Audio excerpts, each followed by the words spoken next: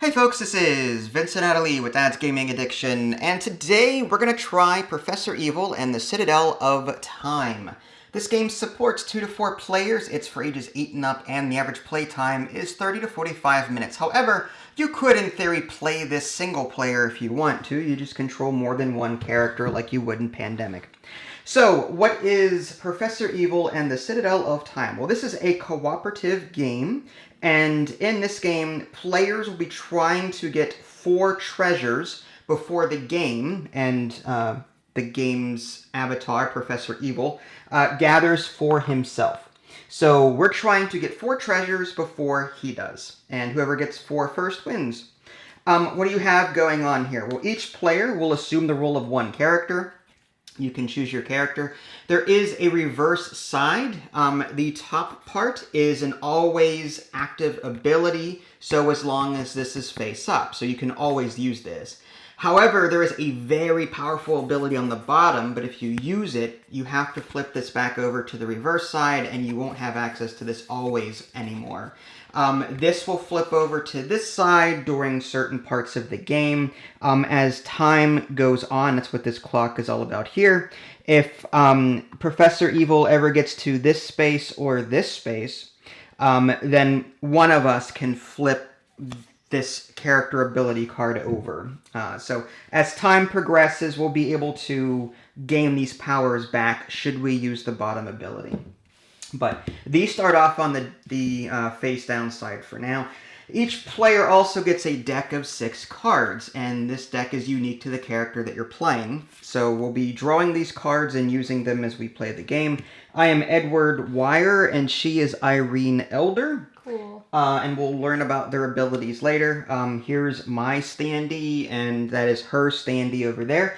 We'll be entering this mansion, or whatever this is, in one of 3 locations. There is a window here, there is a window here, and a window here. These are the places that we can enter the building.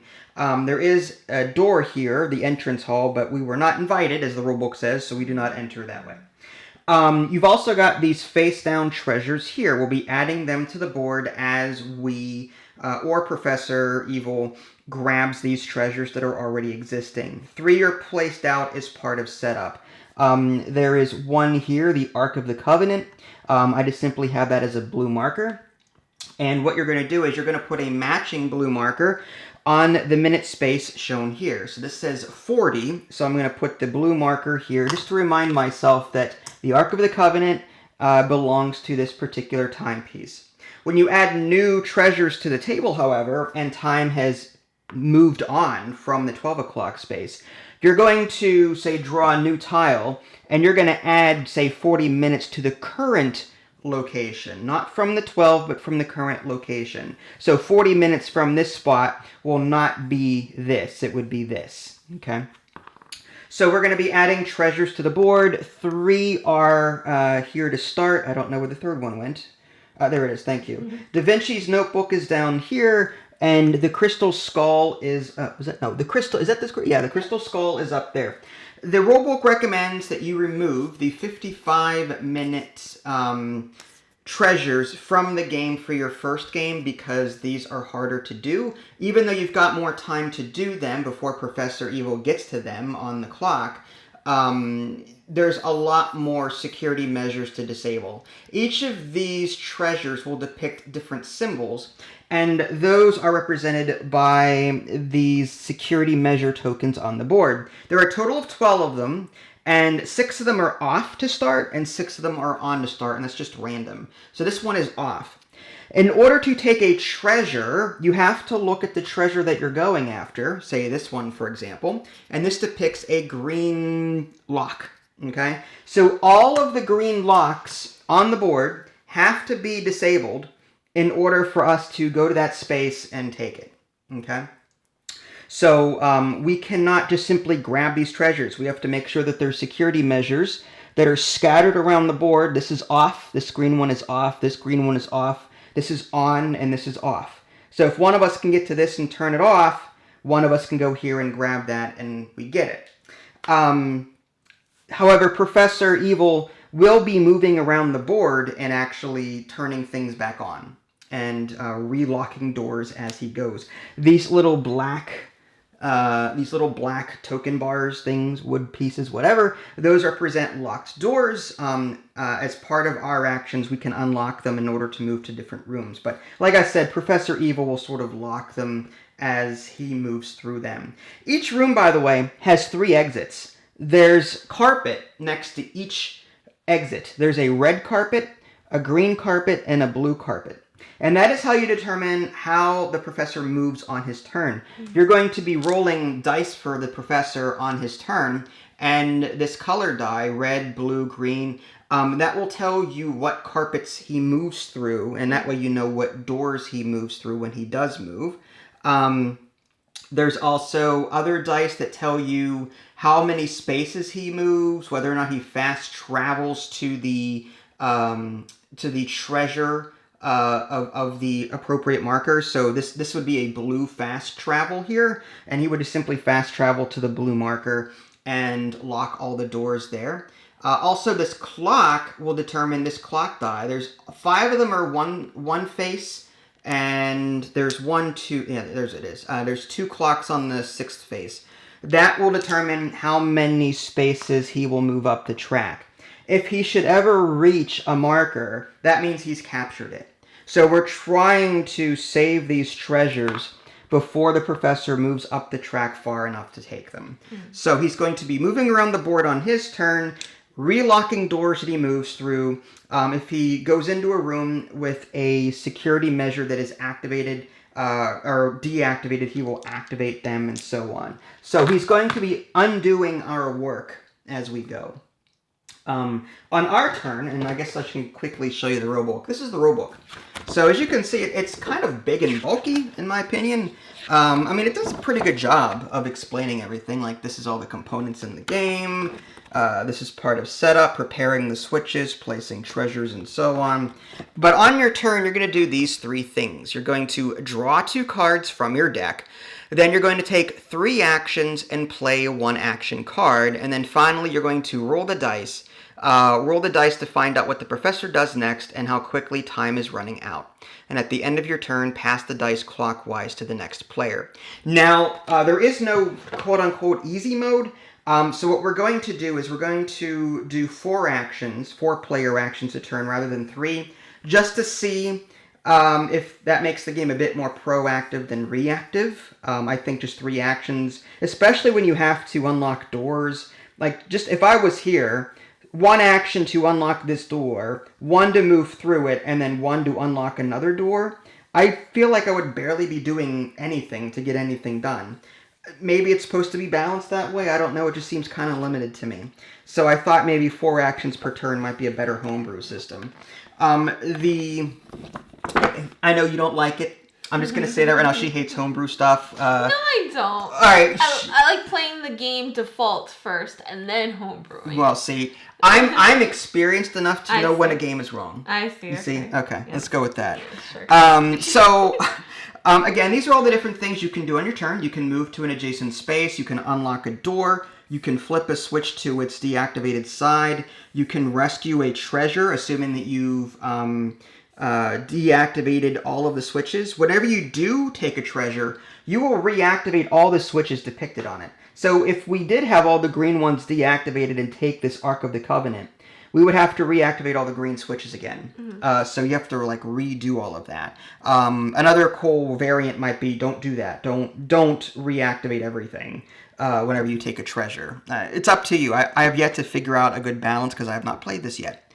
Roll the dice. This is for the professor stuff. Again, he's going to lock doors that he already moves through.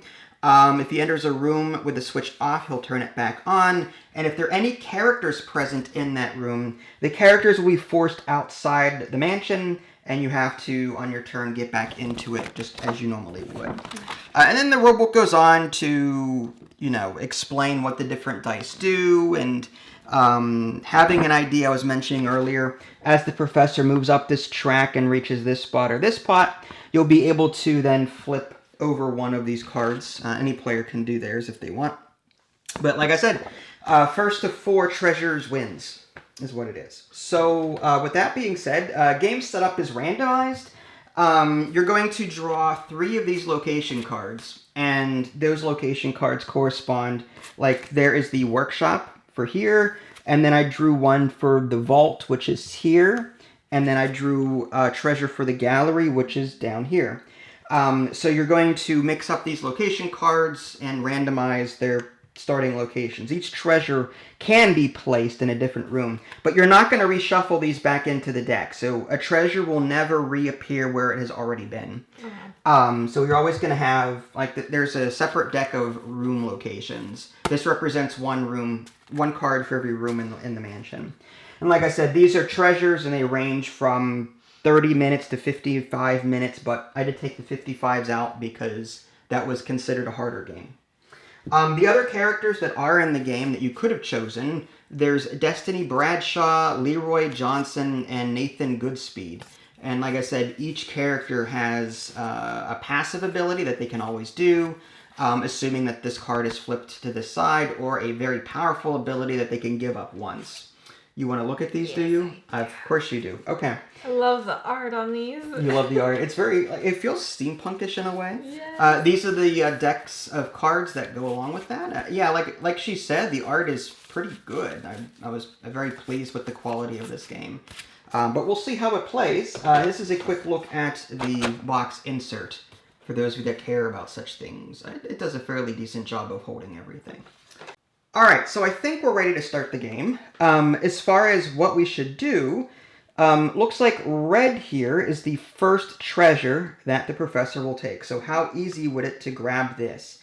Well, according to the Da Vinci's Notebook treasure, we need to turn off all the yellow and blue security measures. The blue one is actually sitting in the same room as it, and it has the number 1. This number 1 represents the number of that security measure there is on the board. So this is the only one we would need in order to satisfy that. The yellow one has the number 2 on it. So this one is off, and this one over here is on. So we would need to come here, flip that, and then come here, flip that, and then we would be able to take that treasure. So let's go ahead, and I get to draw 2 cards at the start of my turn, and I get to choose to play one of them during my turn.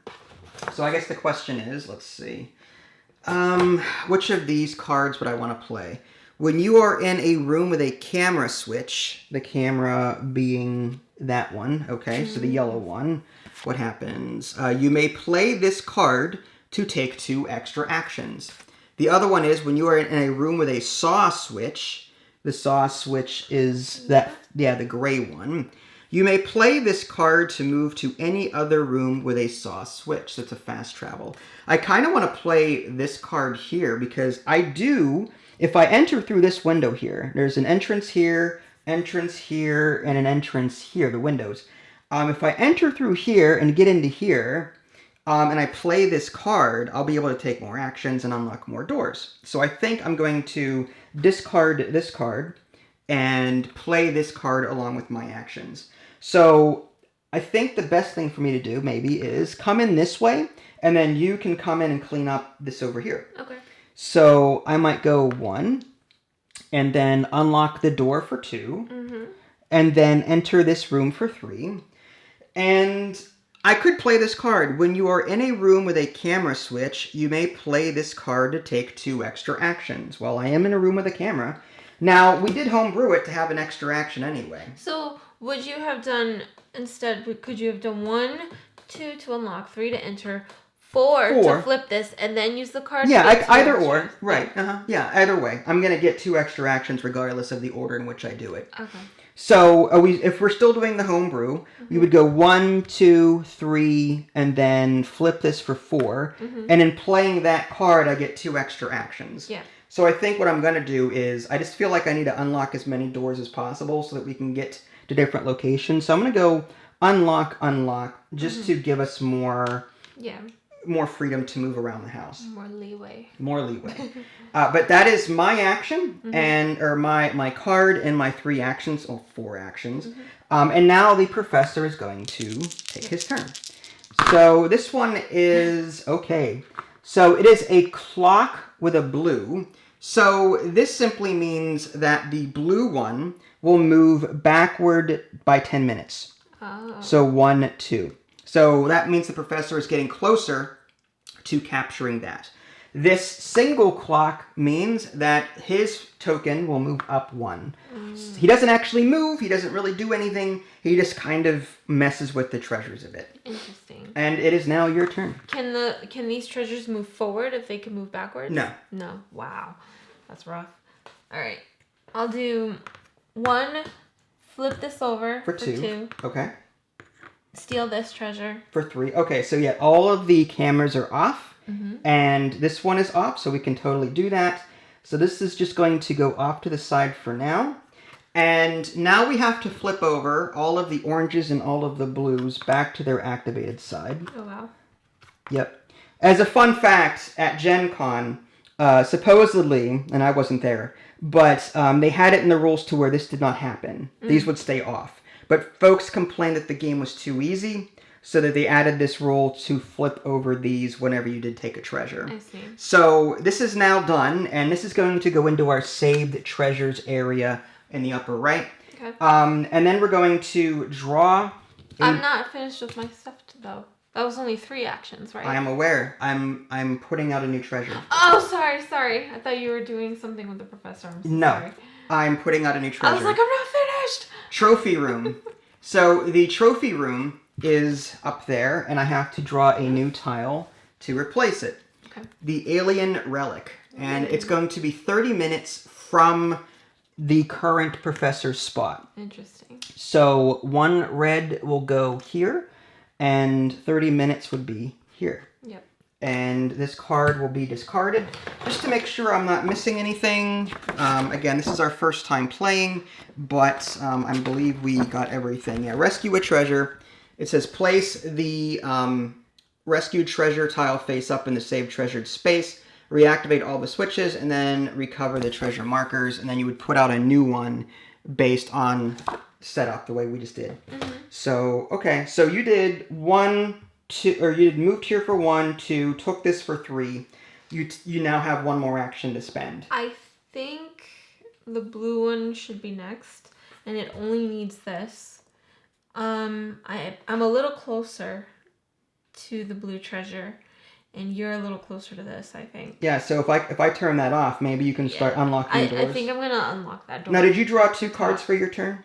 Oh, I did not. Yeah, just to see what they are. Sorry. We're gonna forget to do that, I think, throughout the game. The professor cannot move treasure markers this turn. Okay. Choose 2 players. You may choose yourself. Each chosen player may unlock all doors in the location. Oh, well. So I could have used that for myself, right? Yeah, you could. Yeah, it's just kind of useless for me because they're all empty. It's up to you. Which one would you rather have? Do you want the professor to slow down, or do you want to unlock all your doors? Unlock all my doors. But you still have 1 action left. I know, so I can use that action to enter the greenhouse. Oh, I see what you're saying. Okay, makes sense to me. All right, so you're going to choose 2 players. You may choose yourself. Each chosen player may unlock all the doors in their location. So you're going to just play that one and discard the other one. And that unlocks all of the doors in this location. And then my final action would be to move up here. Okay, sounds good. And now the professor has to roll some dice. All right. Green. It is green 2. So he's going to move through the green carpeted rooms, and unfortunately, he's going to land on you. Is it a green carpet? Yeah, see the green symbol? Oh, I thought it was a green treasure. No.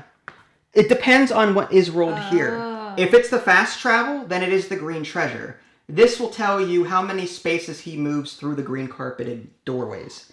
So he's going to flip this back on because he was there, and then green carpet is here. Yeah. He's going to go through there, and then there's this is on green carpet here, and that means you're going to be placed outside. You'll have to come back in somehow. Maybe from up here. Yeah. In the future. Yeah. And this says 1 clock. Okay. So that's going to go there. All right. Fun stuff.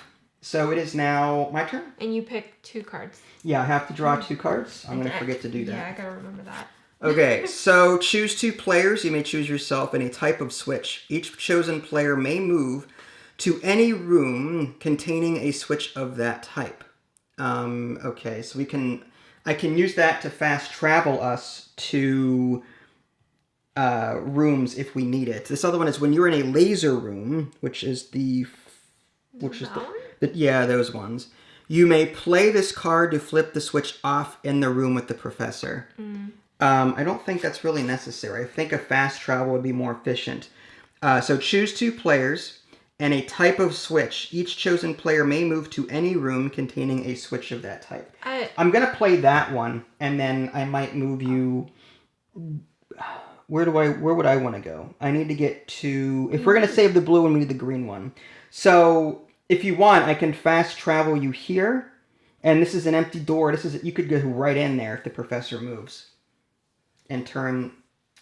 Or right here. Doesn't he lock this door because he's in that room? Only if he moves through it.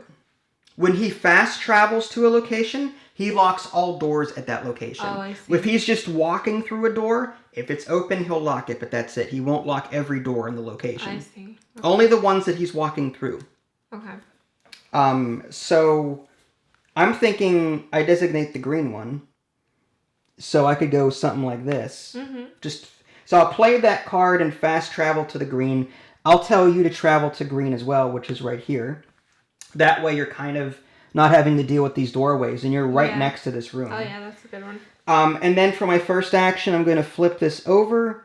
And then for my second action, I kind of want to get set up for this red one here. So where's red at? It's up there. Blue and red.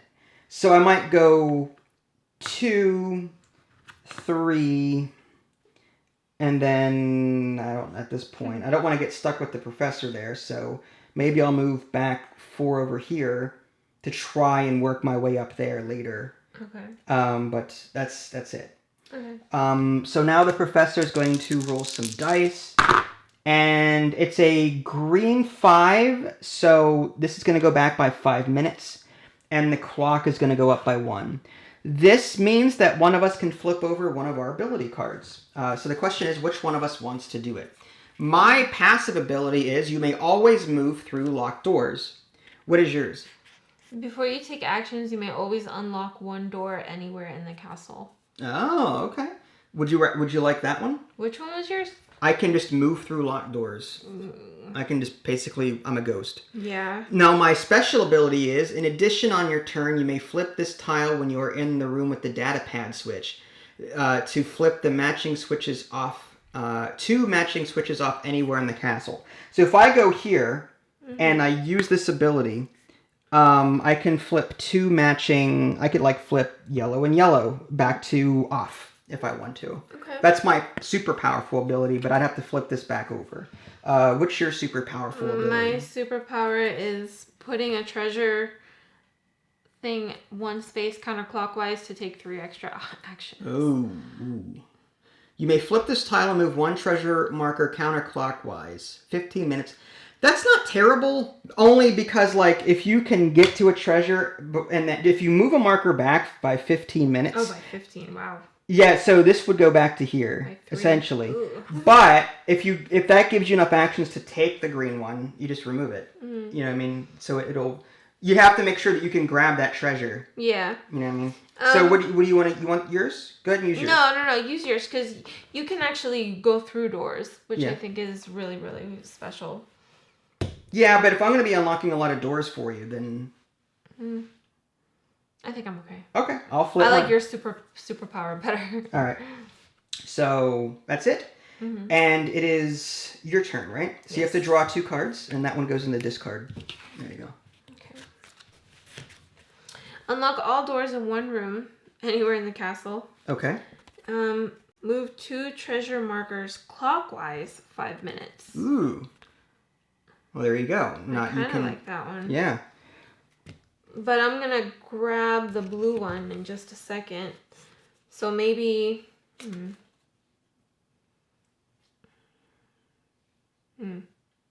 Okay, how about this?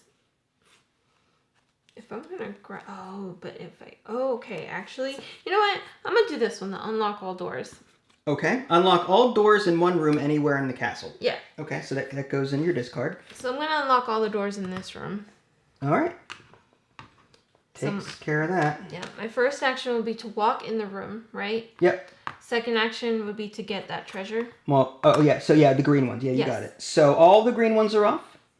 Yep, okay. So that means the blue one comes off temporarily. Mm-hmm. We've gotten that one. All green ones now flip over to their on side. Mm-hmm. All right. And now we need to grab a new one. That one comes off. And the new room is the greenhouse in the upper left here. Mm-hmm. And that was a locked door. It is going to be a 30-minute golden idol. All the gray ones need to be off in order to grab this one. This is going to be 30 minutes from the professor's current location. So 30 minutes from here would be 45. Okay.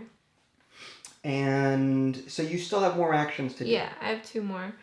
The red one is next, right? Which needs lightning and blue. The lightning is off here. That one's still on. That one's off. So let's do 1 and then 2 to unlock. Okay. And make my way over to the ballroom. Okay. So, yep, so you did 1, 2, 3, unlock 4. Okay, gotcha. All right, so Professor gets to go. Okay. We get to roll some dice. Green. All right, so green teleport. So he's going to teleport to the green treasure, which is up here, and lock all the doors at that location. Okay. And turn this off. Oh no, I'm sorry, on. It stays on. And then he moves his marker up by 1. Okay. All right. So now it is my turn. So I have to draw 2 cards. And let's see. When you are in a room with the lock switch, you may play this card to unlock 2 doors anywhere in the castle. Choose one type of switch. The professor cannot move into rooms with a switch of that type this turn. If he tries to do so, he immediately ends his movement instead. I kind of like this, just to prevent him from moving into, say, this room with you to knock you out if you're trying to get to that room. So maybe I'll tell him not to move into... Well, what's the red one? I mean, I could always re-enter from the top. You could. Yeah, you could. The red one, we're looking to get the red one, right? So this is off. That's good. The only thing is the ballroom. Okay. That just needs to be off. Did you turn this off a second time? Because, like, why is this off again? I feel like, did we not flip that over when we took that one? I thought we did, but I don't remember. We can turn it. Oh, maybe I went here, flipped it, and I came back. That's what I did. I came here and then I came back. You didn't unlock a door? I did, but I had 4 actions, remember? Anyway, it's kind of moot at this point. That's fine. Choose one type of switch. The professor cannot move into rooms with a switch of that type. When you are in a room with a lock switch, the lock being the green ones, you may play this card to unlock 2 doors anywhere in the castle.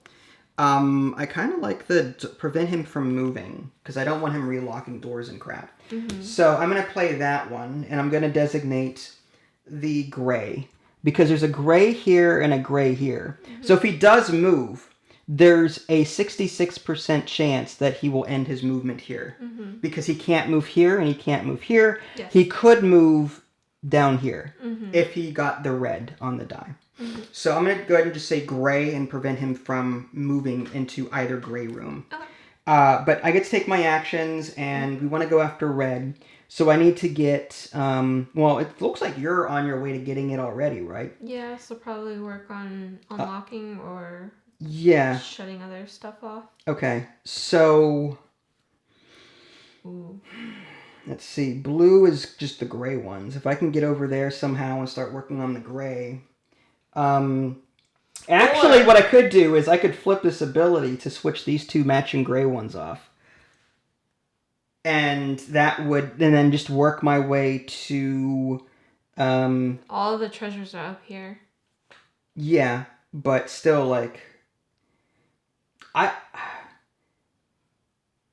that's actually not terrible. Alright, I'm going to do this. I know it's kind of silly, but I'm going to go 1. Mm-hmm. I'm going to use my special ability to flip this over. Okay. And it says, flip 2 matching switches off anywhere in the castle. This gets flipped back over because it was a powerful ability. But I'm going to go ahead and flip this one and this one. Mm-hmm. And then for my second action, come up here. For my third action, flip that. And fourth action, I'm not sure. Grab the treasure. I couldn't I? Oh, I'm here. Yeah, you're right. Okay, yeah, I'll just grab the treasure. This is actually probably too easy, huh? Probably. Okay, so maybe we should play again under the regular rules, because this is actually quite easy. Mm-hmm. But, alright, so we'll just grab the treasure. Blue is done. And this comes over here. All of the gray ones flip over to their regular side. Yep. Okay, and a new one comes out at the study, which is here. Nice. The Hope Diamond. Okay. And the professor, I think... Well, I still have turns, right? I played a card. I went 1, played a card, which is free. You have... 2, I have 2 more actions, right? You do? I thought you used 1, 2, 3. I'll just do 4. Actually, no, I'll stay here and just... So flipping the card was not an action? No. Using your ability is not an action. Oh, I see. Okay. So 1, played a card, which is nothing. 2, flipped this for 3, grabbed the treasure for 4. Okay, so maybe my turn is over. That's fine. Okay, so I'm just going to roll the dice for the professor, and the green one moves back 5 minutes, and it's he moves forward 1 on the clock. But that's about it. He doesn't actually move. Yep. Right, move 1 treasure marker counterclockwise 5 minutes to take 1 extra action, or move 1 treasure marker clockwise 10 minutes. Let's move... Is a new blue one supposed to come out? A new treasure? Oh, I'm sorry. It did. Is it this one? Yeah, I just forgot to put 40 minutes from his location. This is 30, and that's... so this is... So 40, it's 5, 10, 15, 20, 25, 30, 35, 40. So 40 minutes is here. Okay. Yep. Okay. I'm going to use this, move 1 treasure marker clockwise 10 minutes. Okay. And I'm going to do the green one. Okay. So that way. Sounds good to me. Mm-hmm. And that goes into your discard. Yes. And for my actions, I'll go 1, flip that over for 2. Okay. Unlock this for 3. Okay. Oh, shoot. I can't even pick up the treasure, and I have to move into the room. Right, for 4. Right. Yeah, so I'll pick it up next turn. Okay. Makes sense. Hopefully. Unless he kicks you out. Yeah. The professor hasn't moved a whole lot this game, so like... Didn't you... Oh, no, that's right. You used your ability for the switches, not for his movement. Correct. Red. He moves through the red carpets twice. Thank goodness. So he's going to move 1, and the move... Yep, so 1 here... And does he lock any doors? No, this green one. Oh no, I'm sorry. This is already this is yeah. He's gonna lock. No, he only locks the ones that he moves through. Okay. He does not lock all the doors in the room. Okay. Well, the next one that he moves to is the red one. Yeah, this one's off. That one will turn back on. Oh. And this locks. That's nasty. Yeah. Because now I can't grab that. And now this is here. Nasty. Okay. So now it is my turn. Maybe I can get one of the other ones done. Are you gonna shuffle or something? Yeah. Is that what? Yeah, so when you run out of cards, you shuffle your deck of 6 cards, and you just draw 2. That's interesting. Yep. And I can prevent him from moving again. When you're in a room with a lock switch, you may play this card to unlock 2 doors anywhere in the castle. I'm going to prevent him from moving again. We need this off to take that, otherwise he's going to get it, It's fine. That would be his first one. Oh, yeah, we just need 1 more and we're done. That's true. So I'm fine with working on green or blue while he's in there. Which still needs red. Red. So maybe, what's the other one? Blue? Blue is already off. Oranges. Blue. Oh, they all need red. Oranges. Yeah. They all need red. Mm-hmm. So I'll just try and do the other switches in the meantime. Mm-hmm. But I am. Well, here's the thing. Maybe I want him to move so we can get into that room. So maybe I don't want to prevent him from moving. So yeah, I'll play. When you are in a room with a lock switch, you may play this card to unlock 2 doors anywhere in the castle. So I think I'll play that one. And all right. I would say unlock. We need to get this camera. Yeah. Well, I'm gonna go 1, 2, 3, 4. And now I'm in a room with a lock switch. So I can now unlock 2 doors anywhere in the castle. Oh, I see. So I'm going to unlock... see, if I unlock these, then there's a good chance he'll just relock it on his way in. That way I can get to this orange one. That's fine. So I'll unlock those 2 doors. And that ends my turn. And now he is going to... I'm hoping he moves this way. We'll find out. Yes. Green 1. Okay, yes. So he moves Awesome. through this already locked door. This is already on, so he doesn't flip it. And then this moves 1. He takes the red one, and that treasure is now gone. Mm-hmm. So he earns a lost treasure, and that one comes to me. Mm-hmm. And now Now a new treasure comes out. Now, I have to wonder, if he takes the treasure, I don't think all of the security measures flip at that point. Yeah, it doesn't say anything about... Oh, it says remove the matching treasure markers. Yeah, see, whenever you take a treasure, you would typically flip these back to their activated side. But when he does it? When he does it, I don't think you would do that. Because he's the owner. Right, he's the owner, right. So, we don't have to worry about flipping anything. But we are going to draw a new treasure. Mm-hmm. The library, which is down there, and that one is the Archean Blaster, whatever, and that's 40 minutes. So 40 minutes from his current position on the clock. 5, 10, 15, 20, 25, 30, 35, 40. So right here. And I think that's... Oh, he moves up 1. Okay, yep, I think that's it. It is your turn? Yes. Okay. So you have to draw 2 cards. Did you do that last turn? Yeah, you did. Yeah, I did. Okay. The professor cannot move treasure markers this turn or unlock all doors in one room anywhere in the castle. I feel like we've got... I could do... Yeah, it's up to you. Let me see. I could... Okay, so I would have to do 1, 2, 3, 4. And that would net you that for the next turn. Treasure... The professor cannot move treasure markers this turn. What does that mean?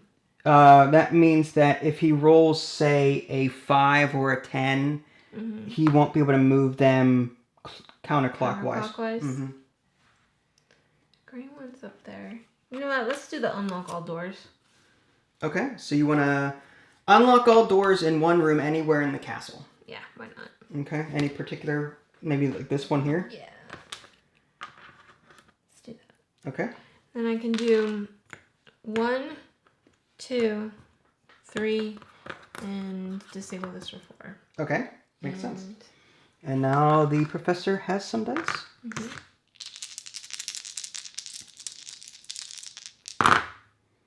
All right, so he moves the green one back by 10 minutes.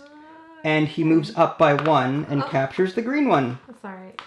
All right, so temporarily that is gone. We were doing pretty well, and then he just started coming back. Maybe I should have used that one card. That's okay. Okay, so now we have to draw a new location, the cellar, which is here. Mm-hmm. And this one is the Crown Jewels, and that is 50 minutes. So 50 minutes, that's 10, 20, 30, 40, 50. Yep. So it is there.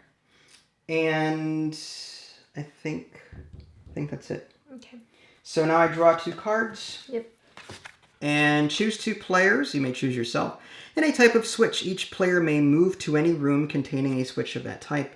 When you're in a room with a saw, you may play this card to move to any other room with a saw. So the gray one. You forgot to put the green That's one. fine. Sorry. I was thinking about the fast travel if you need to fast travel somewhere. The next one he's going to take is blue, which is this. This red is off. This red is off. That camera's off. This is on. Oh, I didn't even realize that was on. My bad. That's okay. This blue one is off. All the gray ones are on. So I think that this treasure is going to be kind of tough to get. So maybe the blue one or the red one. The red one being here. No, that's also gray. So I think this is going to be where we need to go. But where's the professor at? He's down here. Yeah. So we need to somehow get here and get this done before he gets to it. So I could go... Well, here's the thing. I can choose 2 players. and a type of switch, and then we can move to those rooms. So I could move you here, and I could move myself here, because these match, right? That way you're out of the line of fire from the professor, and then you can move down here and possibly grab it if I can't get it to it in time. Yeah. So I'm going to go 1, 2, and then if I go 3, 4, I could possibly grab it on my next turn.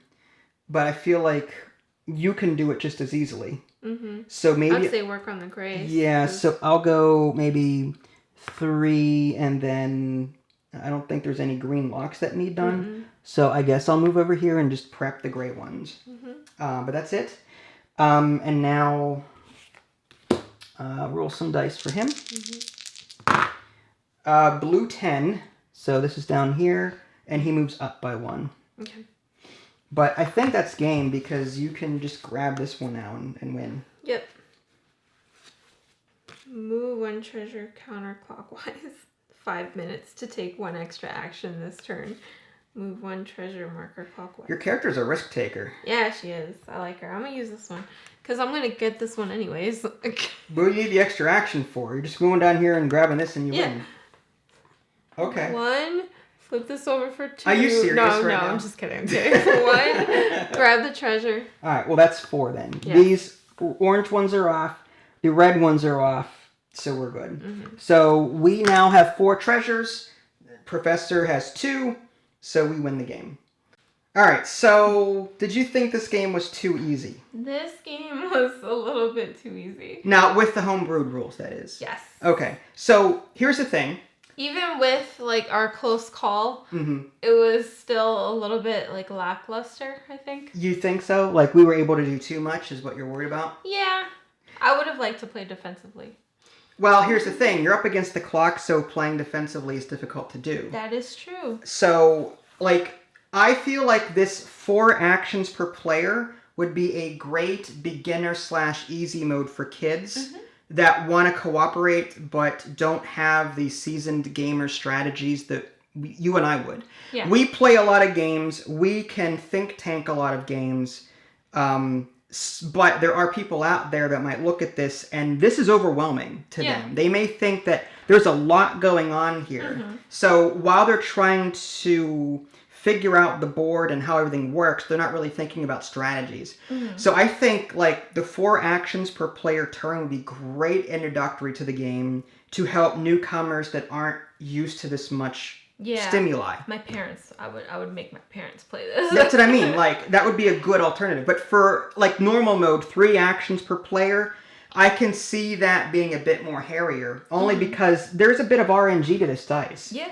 In this game, the professor did not move around a whole lot. He manipulated this clock a lot. He fast traveled a couple of times, but like he didn't really move around a whole lot. We had a lot of doors. Look at all these unlocked doors here. Yeah. Like, that's absurd. I didn't think we'd have that many. But again, we were playing the easier difficulty setting. So, personally, I like this game. Again, it's a bit RNG heavy when it comes to the professor dice.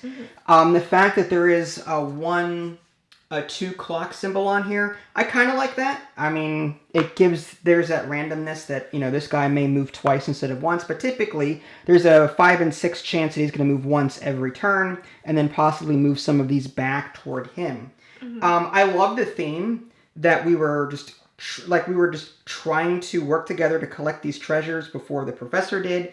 The art on these cards are fantastic, and I think that's one thing Adelie and I will agree on. What stood out to you? Like, did you like the gameplay flow? Did you think it was just okay? Did you like the art and the theme better than the gameplay itself? Like, what was... With our extra action and with the game being a little bit lackluster because of that extra action, I still love this game. You love it? I flippin' love it. I don't know. I like that you have to go through different rooms and have to turn things on and off. And you have to turn them back on again after you steal a treasure. That's interesting. I don't know if I like that too much, but I don't know how else I would change it. So. Again, I mentioned this, I think, earlier, but I think at the rules that existed before publication was you would not turn these back on whenever you captured a treasure. That would probably make it too easy. That's what people were complaining about. People complained that it was too easy. But some people felt that the game was slightly too hard with these flipped back on again with no other benefit to the player. You know what I mean? So that's why I suggested the whole 4 action thing. But like you said, that was a bit too easy. And I personally wouldn't mind playing the 4 action per player again, but with people that, like, maybe as like a casual board game night where people typically don't play board games, but this would be a nice introductory kind of thing. Yeah. But if you and I played this again, I would totally do the 3 actions. Just to see how much it would differ. And if it was too hard, I would probably just remove the action of opening a door altogether, honestly. Really? Then that would defeat the purpose. That would defeat the purpose. What I would do maybe as an alternative, as maybe a halfway thing, if we took a treasure, instead of flipping all of the markers back to their positive side, we shuffle them up, half back on, half off. Ooh, that's an interesting ordeal. So, for example, like this one is blue, yellow, and purple, or blue, yellow, and gray, right? Yes. So let's just say we captured that, and these were the tokens associated. The only downside is remembering where these tokens were. Prior to taking them, mixing them up, and... I mean, they have silhouettes, right? No, I meant, like, was yellow here or was gray here? I kind of like that whole randomize. That's a thought. Yeah, if you don't mind randomizing the locations of your security system. Time. I mean, realistically, it doesn't make sense for lasers to automatic. It's not the cube. You know what I mean? I would pretend this is the cube. It's a steampunk. But then again, it doesn't make sense for the Professor of Evil to go through and pretend. I mean, like, the whole theme is fantasy, so why not? You know. Yeah. But you could mix these up and go off. That's off, and that's off, and I've got 3 left, so this is on, this is on, this is on. Yeah, I love that. And then, just randomly place them maybe clockwise around the board. I really like that. That might be good. Like, some people might say not flipping these is too easy, flipping all of them too hard, halfway, flip half. Yeah. This is my preference. I would love to take all the characters and there's 6 characters 5. in total, right? Oh, there's 5? Dang. So you would take 2, I would take 2, take their decks and then shuffle it and then play like that. That's rough. I don't know if it's really balanced that way, to be honest, but okay. I would love to do that. So you like this game? I love this game. Okay. I really do. I like it a lot more than I thought I would. Okay. Fair enough. And if you want a longer game, you could play to, say, 6 treasures. Ooh. You know what I mean? Or all of them. You could do all of them, but that would be a really long game. Yeah, but like whoever has the most, the professor or, the other people. Oh, you mean go through the entire stack and whoever has the most wins? Yes. If you really want a long game, I suppose. That would be fun. But could you stand the monotony of this game for 2 to 3 hours doing that?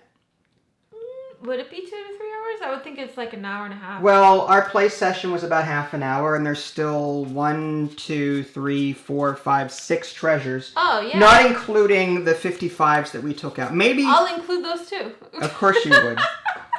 No, why not? Why wouldn't you? Listen, when a game gives me components, I want to use all the components. You would then have to probably shuffle the deck of location cards once they're all gone, and then... That's okay. Yeah.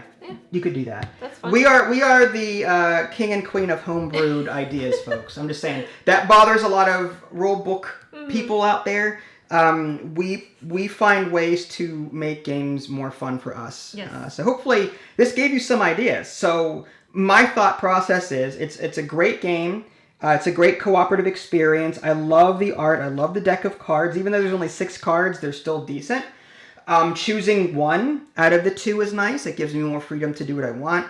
The professor dice are a bit RNG, but still I like it's enough to really, I gotta strategize for this contingency thing. I like that the game is moddable.